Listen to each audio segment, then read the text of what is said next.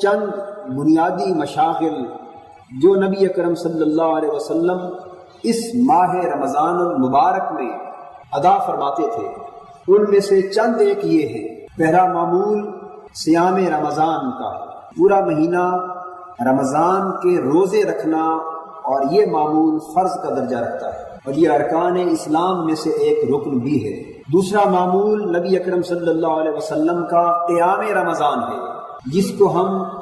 نماز تراویح کہتے ہیں، اور وہ رمضان کی راتوں کا قیام ہے۔ تیسرا معمول نبی اکرم صلی اللہ علیہ وسلم کا ختم قرآن ہے، رمضان المبارک میں قرآن حکیم کی تلاوت کرنا اور اسے ختم کرنا۔ چوتھا معمول نبی اکرم صلی اللہ علیہ وسلم کا رمضان المبارک میں شب بیداری کا مشغلہ ہے، خصوصیت کے ساتھ شب بیداری۔ پانچواں معمول نبی اکرم صلی اللہ علیہ وسلم کا رمضان المبارک میں اعتکاف کا تھا۔ چھٹا معمول نبی اکرم صلی اللہ علیہ وسلم کا رمضان المبارک میں نماز تہجد کو باقی 11 مہینوں کی طرح ہی قائم رکھنے کا تھا۔ ساتواں معمول نبی اکرم صلی اللہ علیہ وسلم کا رمضان المبارک میں بڑی کثرت کے ساتھ عبادت، ریاضت اور غور و فکر اور مراقبہ کرنے کا تھا۔ اور آٹھواں معمول رمضان المبارک میں بڑی کثرت کے ساتھ صدقہ اور خیرات کرنے کا تھا۔ یہ وہ چند موٹے موٹے معمولات اور مشاغل نبوی ہیں جن کی روشنی میں ہم اس مقدس مہینے کو بہتر انداز کے ساتھ گزار سکتے ہیں۔ اللہ رب العزت کا سب سے پہلا حکم رمضان المبارک کے سلسلے میں فرض روزے رکھنے کا ہے۔ اس میں استثناء نہ کسی مرد کا ہے اور نہ کسی عورت کا۔ نبی اکرم صلی اللہ علیہ وسلم نے اپنی پوری حیات طیبہ میں حضر کی حالت میں کبھی رمضان کا روزہ قضا نہیں کیا۔ ہاں، جب کبھی سفر میں جانے کا وقت ہوتا تو یہ معمولات اس لیے بھی عرض کر رہا ہوں کہ یہ سن کر آپ کے ذہن میں رمضان کے مسائل کا صحیح تصور بھی راسخ ہو سکے۔ ہمارے ہاں مسائل کے معاملے میں کچھ افراط رواج پکڑ جاتا ہے، کبھی تفریط رواج پکڑ جاتی، کبھی مسائل اور ان کی روح سے صحیح آگہی نہیں ہوتی اور ہم کئی الجھنوں میں مبتلا رہتے ہیں۔ اس کا نتیجہ یہ ہوتا ہے کہ وہ صحیح روح اور صحیح فیوز و برکات اور فوائد و ثمرات جو رمضان المبارک کے معمولات ہوں یا دیگر شرعی احکام کی تعمیل ہو جو میسر آ سکتے ہیں، ہم اس کی حصول سے محروم رہ جاتے ہیں۔ نبی اکرم صلی اللہ علیہ وسلم جب کبھی سفر کی حالت میں ہوتے تو غور سے سن لیجئے، آپ چونکہ رحیم اور شفیق تھے اپنی امت پر، بڑی سے بڑی مشقت بھی حضور کی ذات ستودہ صفات پر گراں نہ تھی۔ وہ بڑی محنت، وہ بڑی تکلیف، بڑی مشقت جو ہمارے لیے ناممکن ہے، حضور کے لیے بڑی آسان، بڑی سہل، بڑی ممکن اور بڑی آسانی سے واقع ہوتی تھی۔ حضور کے لیے اللہ کی عبادت کا کوئی حکم کسی سطح پر بھی مشکل نہ ہو سکتا تھا، اس لیے وہ تو حضور کی زندگی تھی۔ اللہ کی عبادت اور اس کی رضا کے لیے مشقت کرنا وہ تو حضور کی زندگی کا لطف تھا، اسی میں تو حضور کا مزہ تھا، اسی میں تو حضور کی آنکھوں کا سرور تھا۔ باوجود اس کے کہ کوئی مشقت حضور کے لیے گراں نہ تھی، لیکن چونکہ حضور کی ہستی کو اللہ نے انسانیت کے لیے اور اپنی امت کے لیے اعمال کا اسوہ کامل بنا کے بھیجا تھا، نمونہ عطن بنا کے بھیجا تھا، تاکہ حضور کی امت کا نہ صرف طاقتور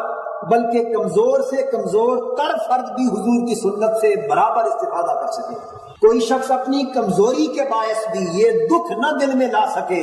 کہ میں کمزور ہوں اس لیے حضور کی سنت پہ عمل نہیں کر سکا۔ کمزوروں، تمہیں بھی مبارک ہو کہ حضور نے تمہارے لیے بھی اپنی سنت کا ایک اسوہ قائم فرما دیا ہے۔ تو حضور جب سفر پہ جاتے تو کبھی روزہ رکھ لیتے اور کبھی افطار فرما دیتے تھے۔ بخاری اور مسلم میں کثرت کے ساتھ احادیث آئی ہے، حضور نے کبھی سفر میں روزہ رکھا اور کبھی سفر میں روزہ نہیں رکھا، اور کبھی مسافروں کے لیے ایک عمل کا اسوہ پیدا کرنے کے لیے ایسا بھی کیا کہ سفر روزے کی حالت میں شروع کیا، لیکن جب دیکھا کہ ساتھی مسافروں کی طبیعت سفر کی شدت کی وجہ سے خراب ہو رہی ہے تو پانی کا پیالہ منگا کر اپنے ہاتھ بلند کر کے بھرے مجمع کو دکھا کے روزہ افطار کر لیا، تاکہ ہر کوئی دیکھ لے کہ نبی اکرم صلی اللہ علیہ وسلم نے روزہ افطار کر لیا ہے۔ اور وہ یہ سمجھے کہ جب سفر کی شدت کے باعث ہمارے آقا روزے کو افطار کرنا کوئی عیب تصور نہیں کرتے، تو کوئی حضور کا گناہگار یا کمزور امتی سفر کی حالت میں روزہ افطار کر لے گا تو یہ اس کے کھاتے میں گناہ نہ ہوگا، بلکہ اس کا افطار بھی حضور کی سنت کے ضمن میں شامل کیا جائے گا۔ اتنا بڑا کرم ہے حضور کا اپنی امت پر کہ اگر کوئی تکلیف کی وجہ سے، کسی مجبوری کی وجہ سے کسی رخصت پہ عمل کرتا ہے تو وہ رخصت بھی اس کو حضور کی سنت کا ثواب عطا کرتی ہے۔ تو مرض یہ کر رہا تھا کہ حضر کی حالت میں حضور کبھی روزہ ترک نہ فرماتے، سفر کی حالت میں افطار کیا ہوا روزہ حضور قضا فرما لیتے تھے۔ اور حکم یہ ہے کہ اگر کسی مجبوری میں رمضان کا کوئی روزہ رہ جائے، قضا ہو جائے یا آپ افطار کر بیٹھے، تو اس کے بعد اگلے رمضان سے پہلے پورے 11 مہینے کی مہلت آپ کے پاس ہے، جس وقت آپ کو سہولت ہو آپ قضا کر سکتے ہیں اپنے روزے میں۔ ہاں، اگلا رمضان داخل نہ ہونے پائے کہ پھر اگلا فرض شروع ہو جائے۔ حضرت عائشہ صدیقہ رضی اللہ تعالیٰ عنہ فرماتی، خواتین کے لیے بڑی پتے کی بات ہے، فرماتی ہے کہ رمضان میں جو روزے میرے ذمے رہ جاتے تھے، عورتوں کو حکم ہے کہ وہ خصوصی دنوں میں رمضان المبارک کے روزے نہ رکھیں، ان دنوں میں نمازیں بھی نہ پڑھنے کا حکم ہے اور روزے بھی نہ رکھنے کا حکم ہے، لیکن نمازیں رہ جائیں تو ان کی قضا نہیں ہوتی، روزے رہ جائیں تو ان کی قضا ادا کرنی پڑتی۔ یاد رکھ لیجئے یہ بات، خواتین کے اگر روزے خصوصی دنوں کے باعث رمضان المبارک کے رہ جائیں تو ان روزوں کی قضا لازم ہے، نمازیں جو رہ جاتی ہیں ان کی قضا لازم نہیں ہے۔ اس فرق اور امتیاز میں بھی حضور کی امت پر رحمت اور شفقت کا ہی پہلو پیش نظر رکھا گیا ہے، اس لیے کہ نماز ہر دن میں 5 وقت کی فرض ہے، اور اگر 5، 6 یا 7 دنوں کی نمازیں قضا ہو جائیں تو یہ 35 نمازیں قضا ہو جاتی، اور 35 نمازوں کی قضا کرنا اور 5 وقت کی نمازیں ادا بھی کرتے چلے جانا یہ قدرے بوجھ کی بات ہے، لیکن 5-7 روزے رہ جائیں تو پورے سال میں ان 7 روزوں کو قضا کر لینا کسی بوجھ کی بات نہیں ہے۔ اس لیے جس امر میں کم تکلیف تھی اس کی قضا لازم کر دی، جس میں تکلیف کا عنصر زیادہ تھا اس کی قضا کو معاف کر دیا۔ حضرت عائشہ صدیقہ رضی اللہ تعالیٰ عنہ فرماتی ہیں، اللہ اکبر، کہ رمضان کے جو روزے قضا ہو جاتے میں اگلے رمضان سے پہلے شعبان تک پورے 10 مہینے ان روزوں کی قضا نہ کرتی کہ ممکن ہے کہ میں روزے کی قضا کر رہی ہوں اور حضور مجھے اپنی خدمت کے لیے طلب فرما لے اور میں حضور کی خدمت سے محروم رہ جاؤں۔ حضور کی خدمت سے محروم نہ رہنے کے خیال سے 10 مہینے روزوں کی قضا کو طویل کرتی چلی جاتی۔ جب رمضان قریب آنے کو ہوتا تو شعبان میں حضور بھی کثرت کے ساتھ روزے رکھتے تھے، اس لیے مجھے بھی بڑی آسانی سے روزے رکھنے کا موقع مل جاتا، اور پچھلے رمضان کے روزوں کی قضا میں اگلے رمضان سے پہلے ماہ شعبان میں ادا کر لیتی تھی۔ اس سے فقہا نے یہ مسئلہ بیان کیا ہے کہ عورت نفلی روزہ بھی اپنی خامد کی اجازت کے بغیر نہیں رکھ سکتی، اس لیے کہ خامد کی خدمت عورت کے لیے نفلی روزے سے بھی کہیں زیادہ بلند اجر، ثواب اور فضیلت کا باعث ہے۔ اور قضا جو فرض روزے کی قضا ہے اس کا بھی عالم یہ ہے کہ حضرت عائشہ صدیقہ رضی اللہ تعالی عنہا اپنے مبارک اور برگزیدہ شوہر کی خدمت کی خوشی کے حصول کے لیے 10 مہینے کے بعد شعبان میں قضا کرتی، پہلے نہیں کرتی۔ تو مرض یہ کر رہا تھا کہ حضر کی کیفیت میں روزہ کبھی معاف نہیں ہوتا سوائے مریض کے یا اس بوڑھے کمزور شخص کے جو کبھی بھی کمزوری کے باعث روزہ نہ رکھ سکے۔ قرآن حکیم نے واضح طور پہ ارشاد فرمایا، فَمَنْ كَانَ مِنْكُمْ مَرِيضًا أَوْ عَلَى سَفَرٍ فَعِدَّةٌ مِّنْ أَيَّامٍ أُخَرَ، تم میں سے اگر کوئی مریض ہو یا سفر کی حالت میں ہو تو وہ روزہ قضا کر سکتا ہے، مرض کی شدت کے پیش نظر یا سفر کی شدت کے پیش نظر قضا کر سکتا ہے، اور پھر وہ رمضان کے بعد باقی دنوں میں اس کو ادا کر لے۔ تو مرض یہ کر رہا تھا کہ نبی اکرم صلی اللہ علیہ وسلم کے رمضان المبارک کے روزوں کے سلسلے میں 2 معمولات انتہائی اہمیت کے حامل تھے۔ اب یہ رمضان کے معمولات کا ذکر بھی ہو رہا ہے اور ساتھ ساتھ حضور کے شب و روز کی یاد بھی تازہ ہوتی جا رہی ہے۔ تو آپ رمضان کے معمولات کو بھی سنیں اور سمجھیں، اور ساتھ اپنے آپ کو 1400 سال پیچھے لے جا کر نبی اکرم صلی اللہ علیہ وسلم کے صبح و شام کے احوال میں غرق بھی کر دیں، اور چشم تصور سے یہ دیکھتے چلے جائیے کہ کس طرح حضور روزہ رکھ رہے ہیں، کس طرح حضور کی سحری کا اہتمام ہوتا ہے، اور کس طرح ہمارے آقا کی افطاری کا اہتمام ہو رہا ہے۔ تو اس تصور سے آپ کو 2 گنا فائدہ ہوگا، مسئلہ بھی سمجھ میں آئے گا اور ایک لذت روحانی بھی نصیب ہوگی۔ 2 معمولات تھے حضور کے، ایک معمول سحری کا تھا اور ایک معمول افطاری کا تھا۔ نبی اکرم صلی اللہ علیہ وسلم نے فرمایا تسحروا فإن فی السحور برکۃ، روزہ رکھنے والوں سحری ضرور کیا کرو، تمہیں اندازہ نہیں کہ سحری کے کھانے میں بھی اللہ نے بڑی برکت رکھی۔ سحری کا کھانا بذات خود بڑی روحانیت اور بڑی برکت کا حامل۔ ایک برکت تو اس کی یہ ہے کہ سحری سے دن کے روزے کو مدد ملتی، اور ایک برکت یہ ہے کہ سحری سراسر نور ہے، سحری کھانے سے قلب و باطن کی ظلمتیں دور ہوتی اور انسان کے اندر کو روحانیت کا اجالا نصیب ہوتا۔ نبی اکرم صلی اللہ علیہ وسلم نے فرمایا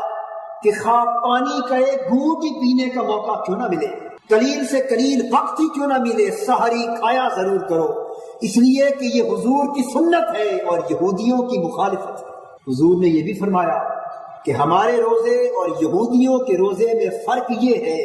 کہ ہم سحری کرتے ہیں، یہودی سحری نہیں کرتے۔ یہودی بھی روزہ رکھتے تھے لیکن سحری نہیں کرتے تھے۔ حضور نے فرمایا ہمارے روزے اور یہودیوں کے روزے میں یہ فرق ہے کہ وہ سحری کے بغیر روزہ رکھتے ہیں، ہم سحری کے ساتھ روزہ رکھتے ہیں۔ تو سحری کا معمول حضور کی مبارک سنت ہے۔ اور پھر ایک لطف کی بات یہ ہے کہ سحری میں حضور نے تاخیر کو پسند فرمایا۔ حضور سحری بہت جلد نہیں کیا کرتے تھے، بلکہ سحری کے آخری لمحات میں جا کر کھانا کھاتے تھے، یعنی روزے کا وقت، روزہ رکھنے کا وقت ختم ہونے کے قریب ہوتا، سحری اپنے آخری لمحات کو چھو رہی ہوتی، ادھر میرے آقا سحری کھا رہے ہوتے۔ تو سحری کا تناول حضور آخری لمحات میں کرتے، اس لیے کہ آخری لمحات میں سحری کا کھانا مزید برکتوں کا حامل ہے۔ یہ راز کی بات ہے۔ نبی اکرم صلی اللہ علیہ وسلم نے فرمایا، حضرت ابو سعید رضی اللہ تعالیٰ عنہ روایت کرتے ہیں، فرمایا اجل الفطر واخر السحر، افطار میں جلدی کیا کرو اور سحری میں تاخیر کیا کرو، سحری دیر سے کیا کرو اور افطار جلدی سے کیا کرو۔ افطار کی بات ابھی بعد میں کرتے ہیں، تو میں سحری کی تاخیر کی بات کر رہا تھا۔ نبی اکرم صلی اللہ علیہ وسلم نے کبھی ایسا بھی کیا، صحابہ کہتے ہیں کہ حضور ہمیں نماز تراویح پڑھا رہے تھے، ایک رات کی بات، پڑھاتے چلے گئے، ایک ایسا کیف، ایک ایسا سرور، ایک ایسی لذت کا سما تھا کہ رات کے لمحے بیتتے گئے، یہاں تک کہ رات اپنے آخری لمحات تک پہنچ گئی۔ ہمیں اندیشہ ہوا کہ سحری کا وقت بھی ختم ہو جائے گا، لیکن حضور کا قیام لیل جو ہے، قیام رمضان ختم ہونے کو نہ آ رہا تھا۔ آخر وقت میں نماز تراویح ختم ہوئی اور بڑے تھوڑے وقت میں صحابہ نے بھی اور حضور نے بھی جا کے سحری کی۔ تو سحری کرتے ضرور تھے لیکن آخر وقت میں جا کے کرتے تھے، بہت جلد نہ کرتے تھے۔ اس کے مد مقابل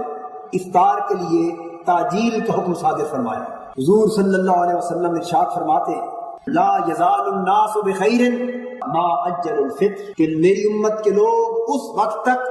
نیکی اور بھلائی پر قائم رہیں گے جب تک وہ افطار میں جلدی کریں، جب تک افطار جلدی کرتے رہیں گے اس وقت تک نیکی کا دامن ان کے ہاتھ سے نہیں چھوٹے گا۔ اور حضور نے یہ بھی واضح فرمایا